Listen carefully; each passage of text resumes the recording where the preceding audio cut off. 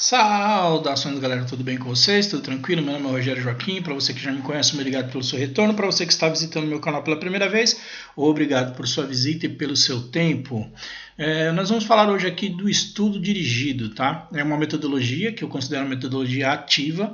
Ela foi esquecida e hoje é muito complicado porque algumas pessoas a cada 6 meses inventam uma tecnologia, fazem da escola um laboratório e às vezes acabam esquecendo das metodologias que tivemos anteriormente na nossa educação. E por que eu acredito que nós devemos trabalhar com metodologias já reconhecidas, já testadas, não testar de 6 em 6 meses? Porque a educação, na minha opinião, é como a figura mitológica aqui de Janus, né? Ele tem aqui uma visão, tem duas cabeças, uma visão para o passado e uma outra para o futuro. A gente não pode desprezar essa visão do que foi feito antigamente. Então hoje, quando você vê muita gente falar sobre metodologia ativa, acredita-se que é uma coisa nova, que nunca existiu, e a gente acaba não prestando atenção que existem metodologias anteriores às atuais. A gente acredita que metodologia nova é só aquela ou metodologia que funciona é só aquela que usa tecnologia, né? Tecnologia digital. De repente não necessariamente a gente precisa de tecnologia digital para falar de uma metodologia ativa. Então essa figura, que é a figura que representa até o mês de janeiro, né? O mês de janeiro você olha para o passado, o que aconteceu em dezembro, e janeiro é o início de um novo ano. Então essa figura mitológica aí de Janus também eu acho que é uma figura que representa bastante a nossa educação. A gente tem que olhar o que foi feito atrás com sucesso e tentar mirar no futuro algumas coisas interessantes, nunca desprezando o que foi feito no passado. Então vamos falar um pouquinho do estudo dirigido, né? Por que eu estou falando do passado? Porque assim, essa metodologia surgiu em 1905, em 1909 McMurrow fez um tratado sobre estudo dirigido e existem muitas formas de estudo dirigido, né? Bezerra, em 1957, ele fala um artigo da CADES, que é a Campanha de Aperfeiçoamento e Difusão do Ensino Secundário, fala em 5 tipos diferentes de estudo dirigido. Então, nós selecionamos aqui, fizemos um que é melhor para a gente, né, atualmente, e falar um pouquinho sobre o que é essa metodologia ativa do estudo dirigido, que foi esquecida e é bom a gente estar relembrando aí, né? Metodologia ativa, neste caso aqui, nós vamos falar aqui de 3 aspectos que ele trabalha, né, que a metodologia trabalha. Uma é o processo, outra metodologia que a gente vai falar onde, né, abordar as atividades docentes na aplicação do estudo dirigido e quais os objetivos que são direcionados aos alunos nessa metodologia aqui de estudo dirigido.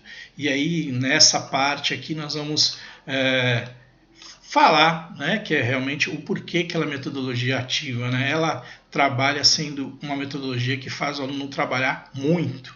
Aí, com ela a gente pode rever alguns conceitos e tentar sanar algumas dificuldades dos nossos alunos e nossas como professores também, tudo bem?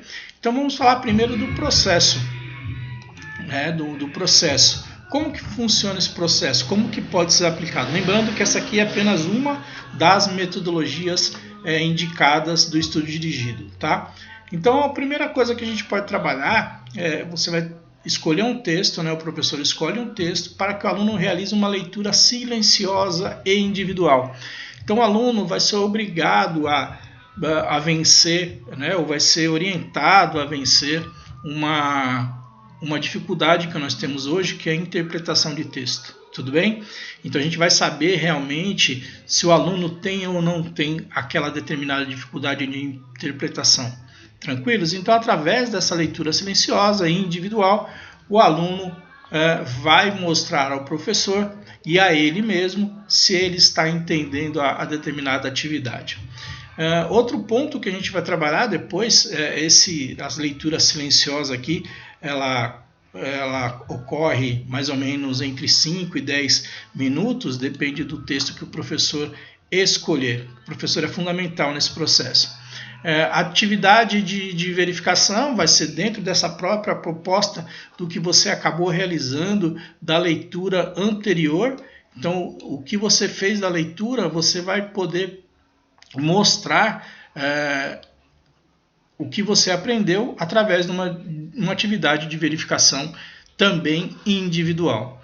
Depois que você fez isso, não vai ser o professor que vai corrigir. O que vai acontecer? Vocês vão...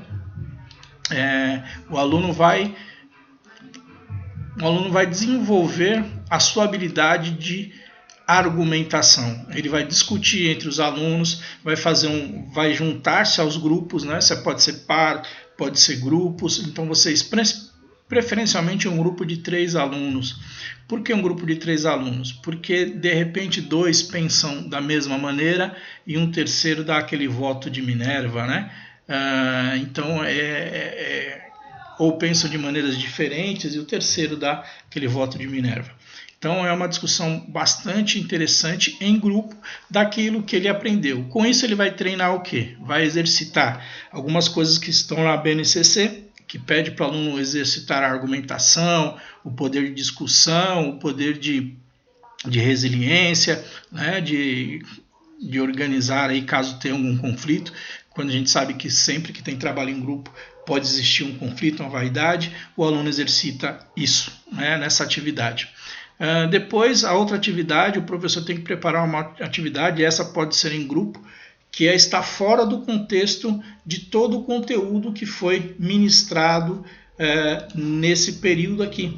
Então ele vai pegar uma atividade que seja relacionada com esse período, mas tirando desse contexto que foi trabalhado aqui nessas 3 fases anteriores. E aí com isso o aluno vai mostrar realmente se compreendeu ou não, porque você só compreende alguma coisa, né? Você, segundo a teoria da TSD, teoria das situações didáticas, você só compreende alguma coisa quando você é capaz de resolver alguma coisa, mobilizar esses conhecimentos em uma situação diferente do que aquele conhecimento foi apresentado para você. Depois, é uma dos pressupostos da TSD. E aí depois o professor pode entrar com o fechamento, né? O que é o fechamento? É institucionalização. Na TSD chama-se de institucionalização. O professor ele tem aí a voz para falar, fazer um fechamento, aparar as arestas, resolver todas as dúvidas, se caso ainda restarem. É um momento de diálogo, mas o professor também não deve tomar a frente, né? Deve ser uma coisa, um debate, deve ser uma discussão referente à atividade, com todos os alunos tendo voz. O professor trabalhando como curador, mas ele pode fazer novas provocações e, com isso, gerar uma motivação para a próxima aula, para o próximo tema, ou para o mesmo tema, que pode ser debatido em mais de uma vez. Essa parte do processo aqui é muito do professor, cada professor vai ter que ter um domínio diferente, né, para poder conduzir de maneira legal esse estudo dirigido.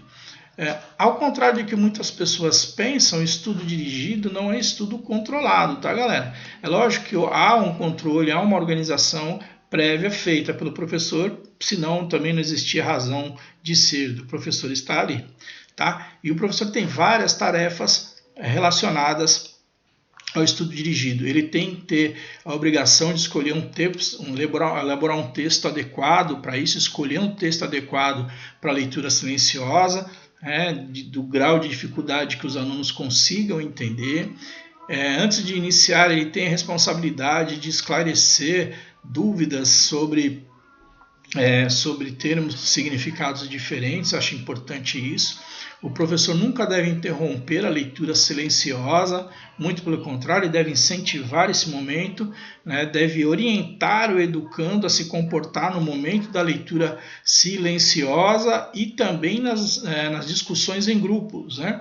Então essa é uma das funções do professor primordial, que o professor tenha isso como ponto de partida. Ele deve elaborar as atividades aqui que envolvam raciocínio e interpretação fora do contexto da atividade que foi apresentada em sala de aula. Aquilo que nós falamos da TSD. O aluno só vai mostrar que realmente absorveu aquele conhecimento, compreendeu aquela atividade quando ele conseguir mobilizar aquele conhecimento fora do contexto que ele viu em sala de aula, num outro contexto, numa outra contextualização. Tranquilos? Antes da correção das atividades, o professor deve evitar o máximo, antes da institucionalização, o professor deve evitar o máximo de dar a resposta. A atividade docente aqui, a principal função dele é jogar a responsabilidade do aluno novamente, dar a devolutiva como se fosse a TSD, uma teoria de situação didática, deve voltar a pergunta do aluno com uma outra pergunta. E aí o aluno buscar por si mesmo a sua resposta, ou entre os pares, se ele continuar com a dúvida, entre os alunos mesmo. Só no final, se tiver muita dificuldade, se vê que é uma dificuldade geral, o professor deve intervir nesse fato. A realização da institucionalização, como já foi dito, é um momento de discussão, de levantar mais hipóteses, de fazer um fechamento mais formal, mais científico, mas também um momento de instigar o aluno a buscar mais informação, de buscar mais respostas para aquele conteúdo, para aquele conhecimento. Beleza? E aí nós temos também, nessa parte da atividade docente, nós trabalhamos bastante, vai depender do envolvimento do professor, e os objetivos do aluno aqui, né? O que fazem um estudo dirigido? Né? Muita gente tem a ideia de estudo dirigido, falar que é um estudo controlado. Né? Lógico que o ambiente de sala, galera, é um ambiente controlado, não adianta você falar que não é. Só que o professor, ele não é a estrela da sala, nunca foi, apesar do que muitas pessoas dizem, né? Que era centrado no professor, mas isso é uma outra discussão. O que a gente tem que entender é que, por exemplo, com o estudo dirigido, o aluno ele vai ter que fazer o seguinte, ele vai ter a oportunidade de ter aquisição de novos conhecimentos através do estudo, da pesquisa. Você vai incentivar, quando ele está lendo, que ele faça questionamentos, que ele escreva os seus questionamentos e busque por ele mesmo na leitura as respostas. Né? E aí o aluno vai ser convidado, orientado a atingir soluções mobilizando os conhecimentos que foram estudados. O aluno pode já ter aquele conhecimento, mas a leitura que o professor oferece para o aluno pode até rever esse conhecimento, né, rever o conteúdo, para poder mobilizar aqueles conhecimentos para a solução de uma tarefa. No estudo dirigido, quando o professor coloca ele depois da parte inicial, né, de 10, 15 minutos de leitura, de tentar resolver as soluções, os problemas sozinhos, coloca ele em grupo para ele exercitar argumentação, diálogo, resolução de conflitos, é uma coisa que está também na BNCC, uma das competências gerais. O aluno é orientado, é levado a habituar-se a expor suas dúvidas de maneira clara, não que ele não vá fazer perguntas, mas ele tem que fazer perguntas de maneiras objetivas e com isso discutir com os seus pares, é muito importante. E o estudo dirigido pelo aquele momento de você deixar ele 10, 15 minutos lendo, refletindo sobre o texto, você não entregar um resumo pronto daquilo, ele vai cultivar o hábito de ler e de interpretar, que é uma das dificuldades que a gente vê que muitos professores discutem, reclamam aí que nossos alunos não têm esse potencial. Na verdade, eu não acho que sejam só os alunos, eu acho que a interpretação de texto é uma das coisas que trazem mais dificuldades para nós todos, inclusive para os professores. Não é porque nós somos professores que nós não temos dificuldades em interpretação. Mesmo porque algumas pessoas acham que contexto é a mesma coisa de que muito texto. E acabam colocando coisas desnecessárias no texto, quando você quer, no finalzinho, das duas últimas linhas, está a pergunta realmente do que você quer, e enche a pessoa de texto, para acabar confundindo, mas também isso é um outro detalhe. Aqui está o esquema todo, um esquema que eu criei, esquematizei fiz esse esquema aqui. Muita gente chama de mapa conceitual, outros vão chamar de mapa mental. Existe uma diferença entre mapa conceitual e mapa mental, mas aqui eu chamo de esquema. Por que eu chamo de esquema? O mapa conceitual é um mapa de conceitos. Aqui eu não sei se tem conceitos. Aqui, para mim, são conceitos que eu criei em minha mente.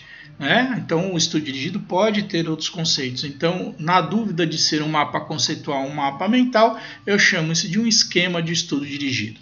Beleza? Galera, tendo dúvidas assim, pergunte ao professor Rogério Joaquim, se inscreva no canal, deixe seu like, ative o sininho.